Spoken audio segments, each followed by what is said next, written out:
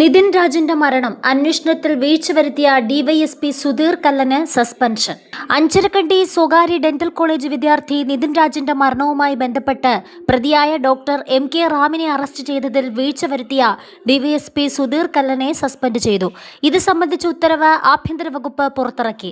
ഡിവൈഎസ്പിയെ എന്തുകൊണ്ട് സസ്പെൻഡ് ചെയ്യുന്നില്ല എന്നുൾപ്പെടെ സംസ്ഥാന സർക്കാരിനെതിരെ ഹൈക്കോടതി നേരത്തെ രൂക്ഷ വിമർശനം ഉന്നയിച്ചിരുന്നു. ഇതിനു പിന്നാലെയാണ് ആഭ്യന്തര വകുപ്പിന്റെ നടപടി.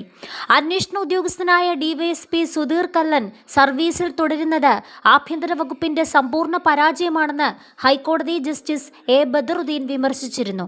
റാമിനെ നടപടിക്രമങ്ങൾ പാലിക്കാതെ അറസ്റ്റ് ചെയ്തതിനെതിരെ മാതാപിതാക്കൾ നൽകിയ ഉപഹർജി പരിഗണിക്കുകയായിരുന്നു കോടതി. കേസ് പരിഗണിച്ചപ്പോൾ തന്നെ ഡിവൈഎസ്പി സർവീസിൽ തുടരുകയാണോ എന്ന് കോടതി ആരാഞ്ഞു. തുടരുന്നതായി അറിയിച്ചതിന് പിന്നാലെയായിരുന്നു കോടതിയുടെ രൂക്ഷ വിമർശനം.